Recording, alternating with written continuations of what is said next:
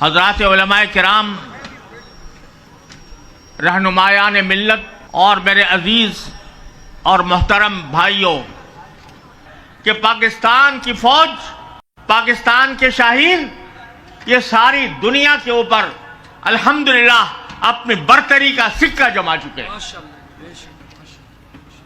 یہ اللہ تبارک و تعالیٰ کا اتنا بڑا کرم ہے جس کے شکر ادا کرنے کے لیے آج ہم یہاں جمع ہیں، اور الحمدللہ تمام مکاتب فکر، تمام جماعتوں کے رہنما اور تمام جماعتوں کے لوگ اپنے ملک کے دفاع کے لیے متحد ہو کر اس بات کا مظاہرہ کر رہے ہیں کہ انشاءاللہ ہم پاکستانی قوم ناقابل شکست سمجھتے ہیں، اور پاکستان اسلام کے نام پر بنا، اس کا مقصد لا الہ الا اللہ محمد الرسول اللہ کا فروغ تھا،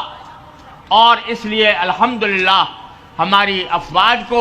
اللہ تبارک و تعالیٰ نے اپنے سے 5 گنے بڑے دشمن کے مقابلے میں فتح مبین عطا فرمائی۔ آپ اندازہ کریں کہ پاکستان کا اگر اس کے وسائل کا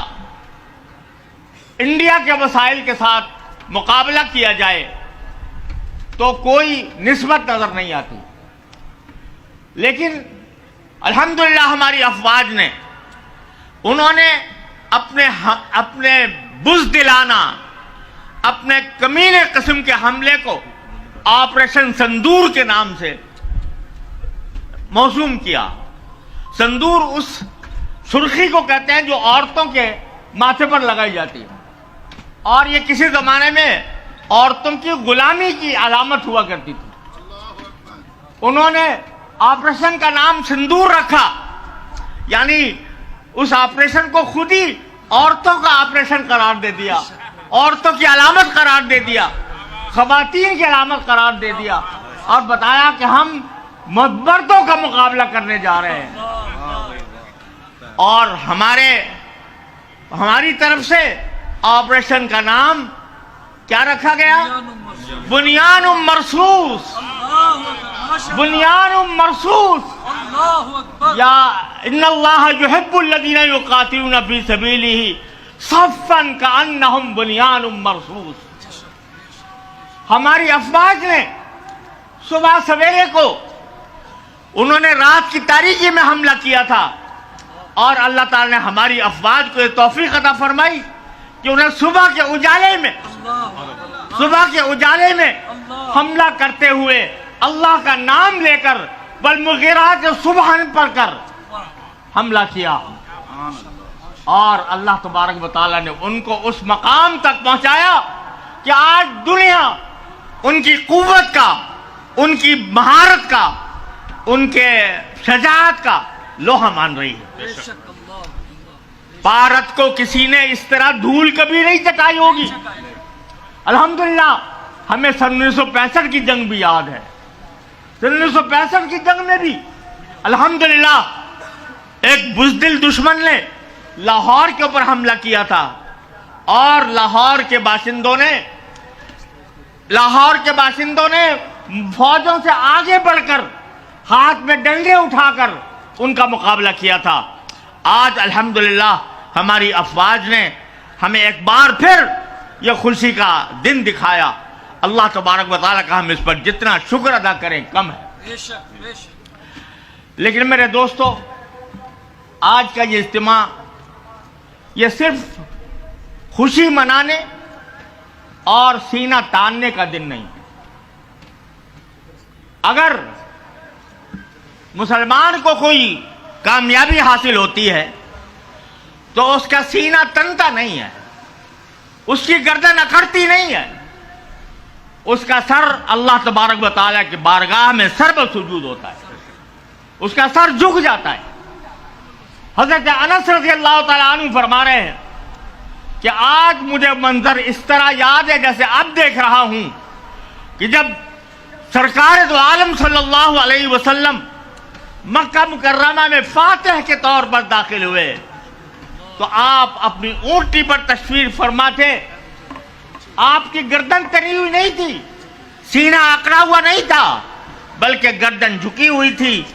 اپنے سینے کی طرف، اور زبان مبارک پر یہ آیات تھیں کہ انا فتحنا لک فتحا مبینا۔ بے شک، ماشاء اللہ۔ تو آج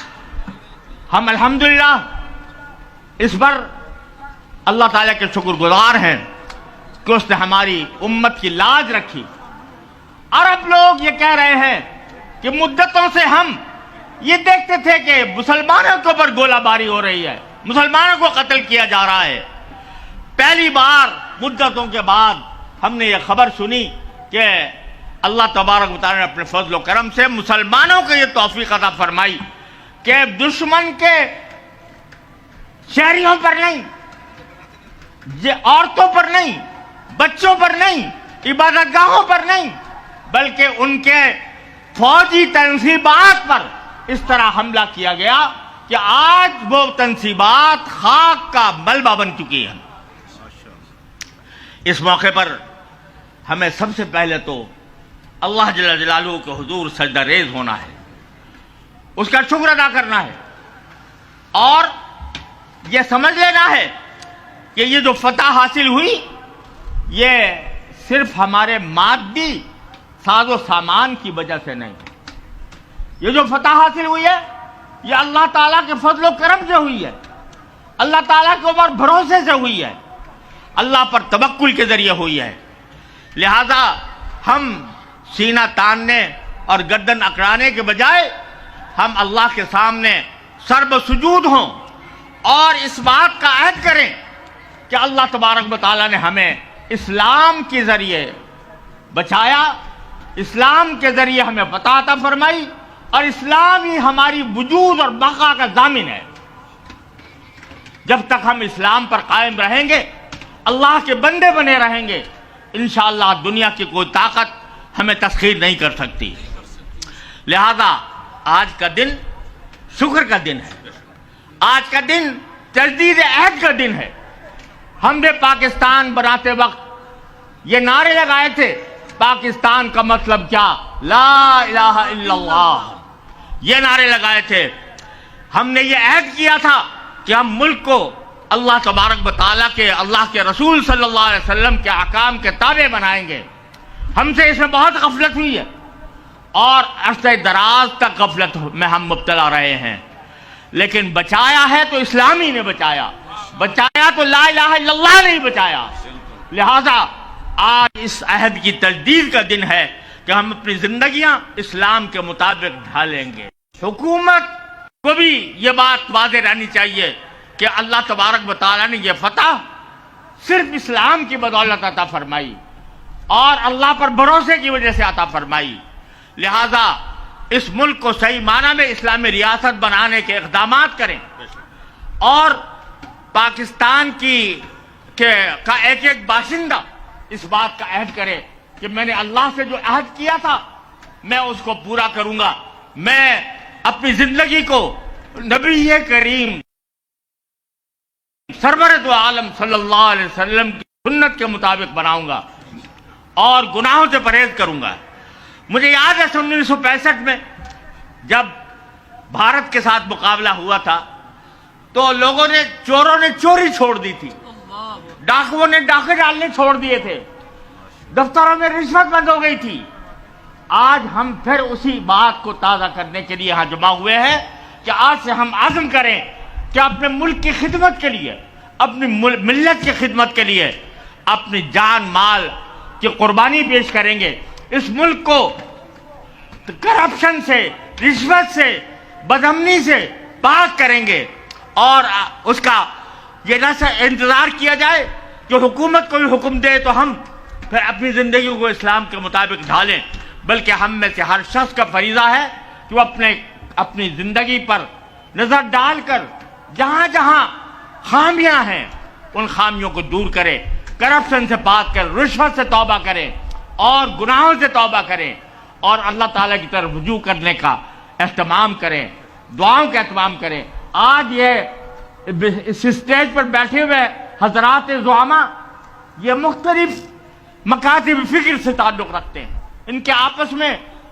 کچھ نظریاتی اختلافات بھی ہیں، ان میں مختلف سیاسی پارٹیاں ہیں، مختلف مذہبی جماعتیں ہیں، لیکن ہم سب اس بات پر متفق ہیں، ہم سب اس بات پر متحد ہیں کہ الحمدللہ ہم اپنے سارے فروعی اختلافات کو خیر بات کہہ کر ملک کے دفاع کے لیے، پاکستان کی ترقی کے لیے اپنے افواج عالم، اپنے افواج اور اپنے حکومت کے پشت پر کھڑے ہیں گے۔ جب تک اسلام کا کام کیا جاتا رہے گا اس وقت تک ہم ان کے پیچھے ہیں اور ان کے ساتھ ہیں، ان کے شانہ بشانہ ہیں اور ان کو اس ہمارے میاں کی وآخر دعوانا الحمدللہ۔